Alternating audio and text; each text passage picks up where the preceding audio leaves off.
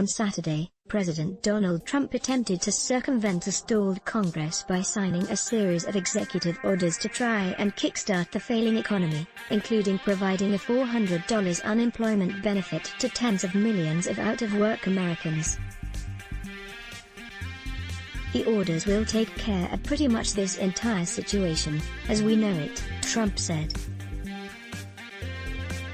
But what he didn't say is that the money will be diverted from much-needed disaster relief funds and state coffers, which are already threadbare due to the economic crisis caused by the coronavirus. There are also likely to be legal challenges to Trump's actions, and even if the executive orders are enacted, economists say the money will run out in a matter of weeks. Businesses, Democrats, state officials, and economists have dismissed Trump's directives as unworkable. Unfortunately, the president's executive orders, described in one word, could be paltry, in 3 words, unworkable, weak, and far too narrow, Senate Minority Leader Chuck Schumer, DNY, said Sunday on ABC News. Trump signed 4 executive orders on Saturday at his New Jersey golf club. The president signed the orders after talks on a stimulus package broke down Friday, as well as the order providing a $400 unemployment benefit. He also signed orders designed to provide relief for student borrowers and suspend the collection of payroll taxes. His final order directs federal agencies to do what they can to prevent evictions, but it falls short of extending the eviction moratorium the CARES Act brought in. But almost immediately, the legality of the orders was called into question, given that Congress controls federal spending, not the president.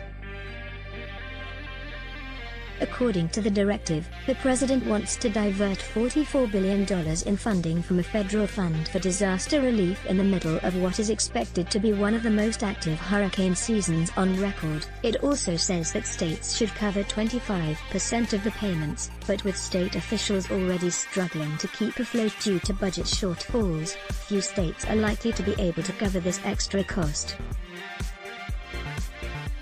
But Trump on Sunday opened the door for some states to avoid paying the contribution. "We have a system where we can do 100% or we can do 75%, they pay 25%, and it will depend on the state," he told reporters, "and they will make an application. We will look at it, and we will make a decision." The executive order also appears to exclude many of those in greatest need, as it only applies to out-of-work Americans receiving more than $100 a week in state unemployment insurance, meaning self-employed workers and people who rely on tips will be excluded. Read, "The tenant uprising is here, and it's fierce." The White House dismissed criticism that it was excluding poor people, saying the $100 a week limit was designed to prevent fraud. "It's utter nonsense to suggest that the Trump administration is somehow targeting poor people," Judd Deere, a White House spokesman, told The Washington Post. The executive order says the enhanced benefits should remain in place until December 6, but with 30 million Americans currently out of work, the $44 billion budget will last less than 5 weeks. Trump boasted on Saturday that the measures would help kickstart the economy, but in the hours and days since he signed the executive orders, experts and critics have pointed out the holes in the policies, arguing that the plan is unlikely to provide the economic boost Trump had described. Biden called the orders a series of half-baked measures and said they were another cynical ploy designed to deflect responsibility. The president's meager, weak, and unconstitutional actions further demand that we have an agreement, House Speaker Nancy Pelosi told Fox News on Sunday. Even some Republicans appear unsure whether Trump's orders could be delivered. "The answer is, I don't know yet," Ohio Governor